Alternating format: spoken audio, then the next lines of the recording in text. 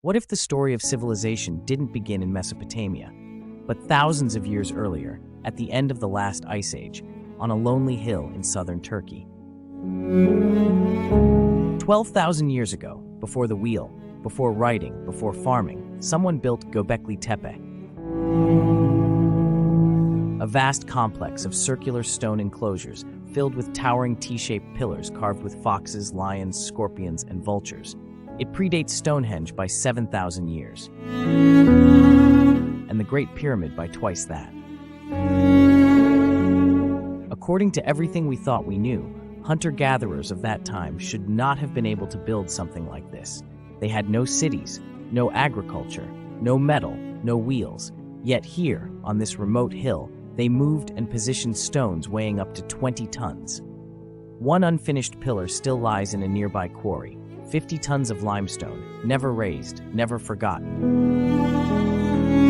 Archaeologists estimate that hundreds of people would have been needed to carve, transport, and erect the stones, a feat of organization that shouldn't have been possible for nomads. But perhaps the most astonishing discovery isn't the size of the stones, it's the precision of their arrangement. In 2020, a team from Tel Aviv University uncovered something remarkable. When they mapped the three oldest enclosures, B, C, and D, they noticed that the centers of these circular structures align almost perfectly to form an equilateral triangle.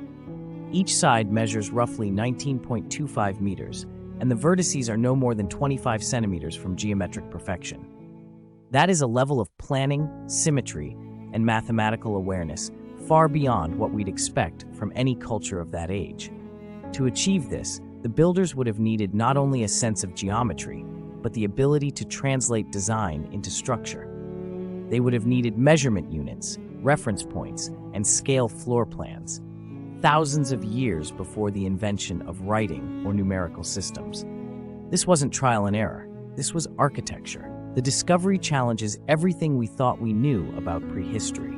It suggests that the people who built Göbekli Tepe weren't primitive hunter-gatherers stumbling into civilization. They were organized, intelligent, and guided by a shared vision.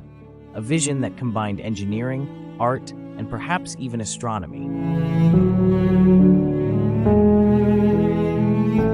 Some researchers believe the alignment of the pillars corresponds to constellations, symbolic links between heaven and earth. Others think the site was a ritual center, a meeting ground for tribes spread across the region.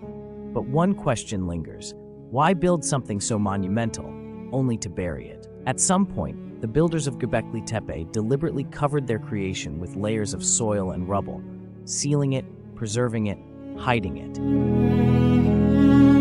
Was it an act of reverence, protection, or was it the end of an era, the final act of a civilization facing extinction? The mainstream view says these were the first farmers, marking humanity's transition from nomadic to settled life. But others believe Göbekli Tepe is far older, a remnant of a forgotten people whose knowledge survived the cataclysm that ended the Ice Age. If true, it would mean that civilization did not begin in Mesopotamia. It restarted there, long after a far older world was lost. Whatever its origin, Göbekli Tepe forces us to confront an uncomfortable truth. Humanity's story may be much deeper, much older, and far more complex than we've been taught. Its geometry, perfect triangles drawn in stone, whispers of intellect, planning, and purpose. It tells us that more than 12,000 years ago, people were already looking to the stars and building monuments that echoed the order of the cosmos itself.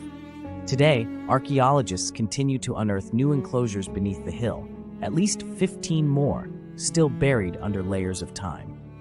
Each one might reveal new symbols, new alignments, and perhaps new clues about who these builders truly were.